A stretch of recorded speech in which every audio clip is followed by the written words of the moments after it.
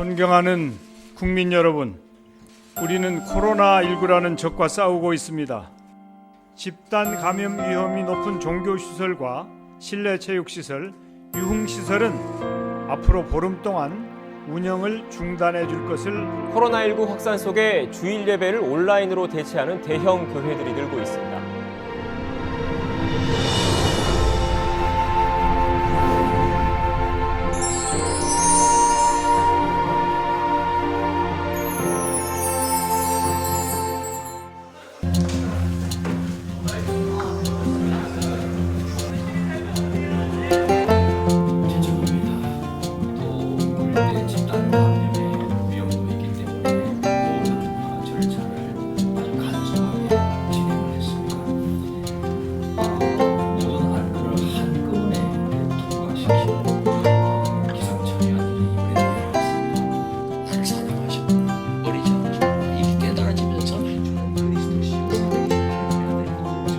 저는 익숙하지가 않아요. 저 자신도 굉장히 신기한 게 3달이 지났는데도 전혀 낯설고 이런 상황이. 왜냐하면 제가 이제까지 살아오면서 처음 겪었던 일이고 항상 교회를 그래도 다녔는데 이런 상황에 적응하고 싶지도 않더라고요.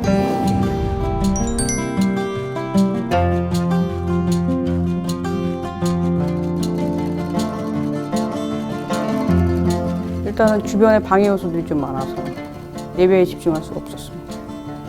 아니, 저희 어머니가 옆에서 같이 예배 드리는데 물을 끓이세요.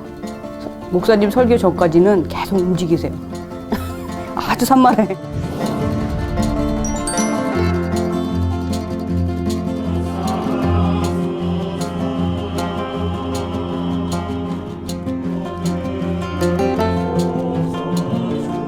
생각보다는 잘 지내고 있습니다.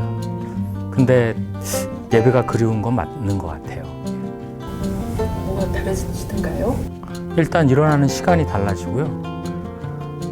그리고 첫째 주하고 둘째 주하고 셋째 주하고 그 드려지는 태도도 좀 달라지는 것 같고, 그리고 예배 드리는 자세도 좀 달라지는 것 같고, 모여서 예배 드리는 거랑 집에서 예배 드리는 거랑은 좀 차이가 있는 것 같습니다.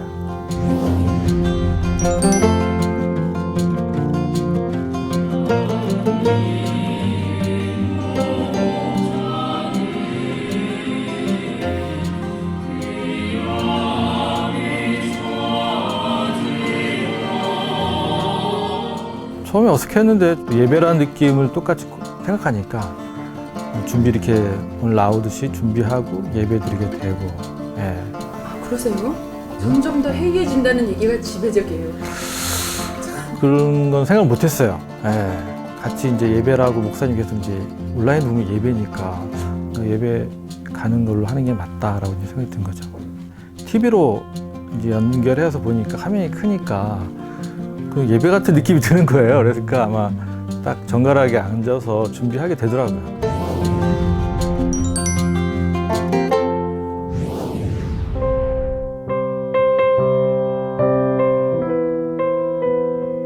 처음에는 일단 교회에서 그런 모임, 오프라인 모임을 시작하니까 동참하기도 왔는데 막상 같이 예배 드리니까 좋았던 거는 집에서는 가족들이지만 찬양 부르면 찬양이 이렇게 우리끼리 하고만 끝나는데 예배 시간에 같이 찬양 부르는 게 참 감사하더라고요. 다시 오프라인 예배에 딱 왔을 때 솔직히 되게 가슴이 뭉클했어요.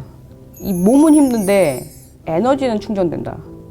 하나의 방향을 보고 있고 그거를 향해 있는 에너지를 가진 분들의 에너지들이 모인 곳이기 때문에 그 에너지를 같이 한다는 게 굉장히 중요하고, 말씀도 직접 듣는 거하고 화면을 통해서 듣는 거하고 감동이 다르니까 이게 그런 것 같아요. 그 말씀이 은혜가 안 된다라기보다 그 모여서 드리는 예배가 주는 그런 감동이 훨씬 더 은혜가 된다라고 표현하는 게 맞을 것 같아요.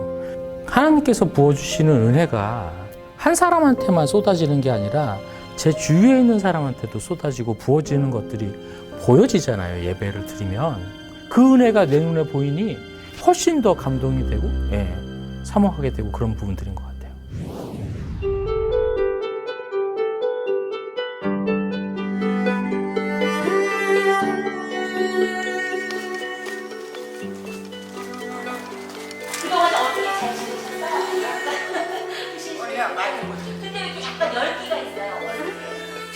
근데 전에 그때 되게 아프셨잖아요. 근데 지금은 어떠셔요? 좀 덜해요. 많이 나셨어요?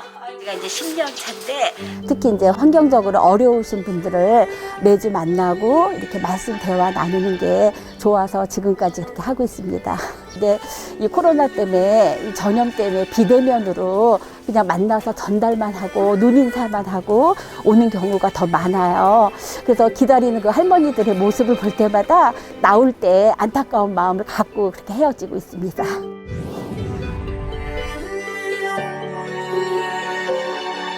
제가 지금 현재로 빨래하는 사람들 한 팀의 지금 부장 집사로 이렇게 봉사를 하고 있어요. 그런데 이제 코로나19가 감염증이 확산되면서 그 봉사가 다 중단이 됐거든요. 근데 이건 굉장히 위험하거든요. 사실은 가난하고 나이 드시고 혼자 사시는 분들은 더 그런 서비스가 많이 필요한데 국가하고 우리가 교회가 지금 이제 이렇게 연계해서 하는 입장인데 좀 더 이제 서로 신뢰하면서 이제 우리가 안전을 보장하는 상태에서 최선을 다해서 할 수 있으면 좋겠는데 그런 걸 하지 못해서 지금 굉장히 답답한 상황에 있어요. 그래서 그런 생각을 했어요. 뭐냐면 그동안 교회는 모이고 같이 해서 한 공간에서 같은 시간대에 모이는 것이 굉장히 중요하고 그걸 통해서 교제하고 교류하는 게 컸었는데 뜻과 비전이 맞는 사람들이 공간적으로 떨어져 있어도 동시간대에 모일 수는 있거든요.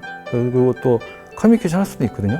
오히려 모임의 크기는 점점 확대될 거라는 생각이 드는 거예요.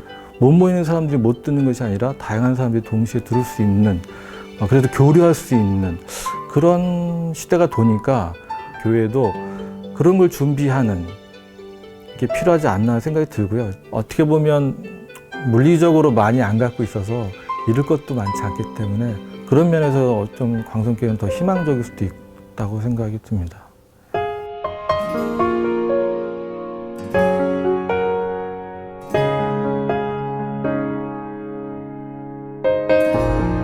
저는 커피 유통업을 하는데 극장 안에 있는 커피숍 같은 경우에는 극장이 한 달 정도 문을 닫았었거든요. 매출 제로였고요. 덕분에 제 매출도 많이 줄었던 부분들이 있는데 그럼에도 불구하고 이 모양 저 모양으로 채워주시는 부분들이 있어서 참 감사하다 이런 생각들이 들었고요. 그래서 이제 가족들하고 함께 할 수 있는 시간들이 많이 있어서 뭐 여행도 같이 가고 그리고 이제 이런저런 얘기들도 많이 할 수 있었고 그리고 아들하고도 이제 뭐 특별히 또 대화를 더 훨씬 더 많이 할 수 있는 시간들이 있어서 그런 부분들에 대해서는 굉장히 소중한 시간이었습니다. 그전보다는 기도를 많이 하고 있습니다.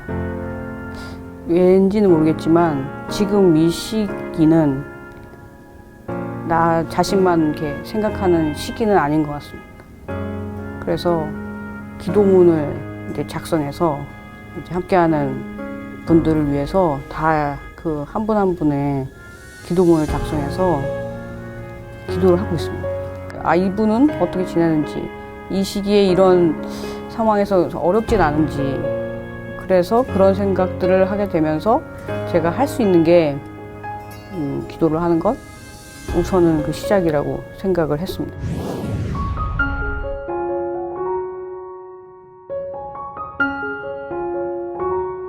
강성교회는 좋은 점 항상 차세대를 준비하듯이 차세대를 위한 포스트 코로나 이후의 교회의 모습도 준비하는 것이 필요하다. 지금 상황을 봤을 때는 미디어가 굉장히 중요한 이제 도구가 되니까 그들에게 효과적으로 접근할 수 있고 커뮤니케이션할 수 있는 미디어 체계가 좀 더 보완이 됐으면 좋겠다고 생각이 들고요. 멀리 떨어져도 강성교회를 예배를 들을 수 있는 그것이 국내에 있고 국외에 있는 사람들, 그 사람들과 교류할 수 있는 장을 차세들한테도 같이 연결해주면 차세들이 시각이 좀 더 넓어질 거라고 생각이 들어서 그런 기회의 장을 좀 만들어줬으면 좋겠어요.